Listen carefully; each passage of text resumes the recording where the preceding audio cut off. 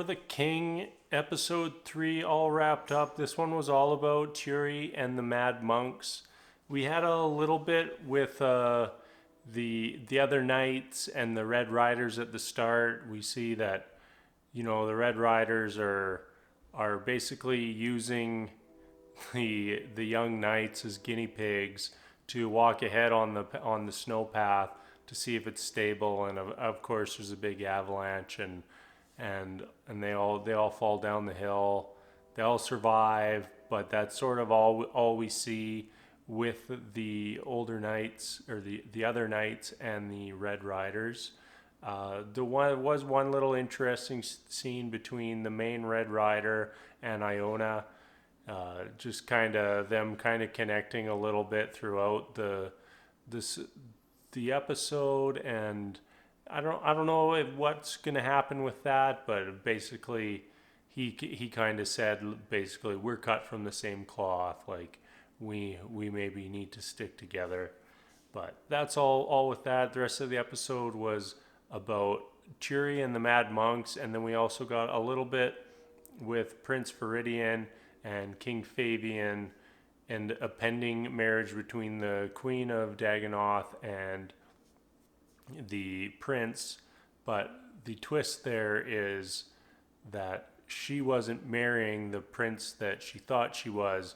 She's actually supposed to be marrying Prince Viridian, who is returning home right now and is kind of like the evil conqueror bad guy dude.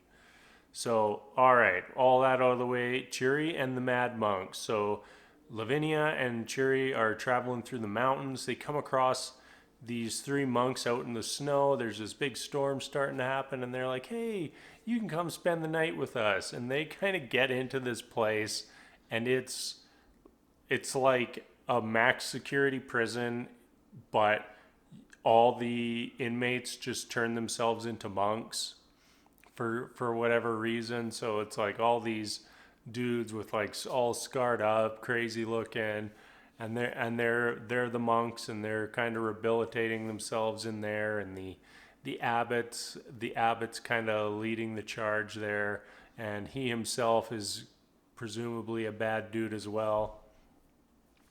So Lavinia doesn't seem very happy to be there, but Cheery's all like, oh, we got to give these people a chance. Nothing could go wrong here.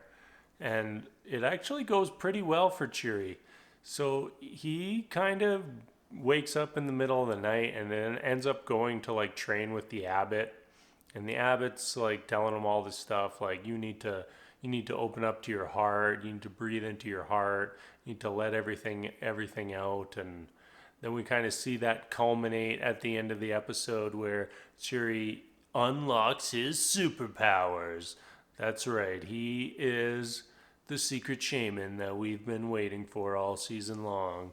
So there was like this prisoner there, William, who was like had to be chained all the time because he had too much dark intentions in his heart. And then he kind of breaks free and goes to Cheery, and he had taken Cheery's talisman, and he keeps saying it's coming. And then at the end of the episode, all the other monks are like ganging up on William and kind of beating him up, and then Cheery gets mad and yells something, and all this wave of power launches out and blasts all the other monks to the ground. And then William kind of stands up. He's like, he has come. So that was kind of cool. We'd all been waiting for that. I mean, that's been leading up all season. So now we know Cheery has superpowers, and I don't really know where they go from here. The monastery was supposed to be the monastery at the end of the world. So obviously they're going to keep going from here, but why call it at the end of the world if people can travel there from both directions? I don't know. Whatever. Cheery and the Mad Monks. This was kind of a cool episode. I liked it. It was more just about Cheery and a little bit more background on Prince Viridian and King Favian. So that was nice. Start to see them work in a little bit more as we move further into the season. So that's it. Thanks for watching, and I'll probably be back tomorrow with my next episode. See ya.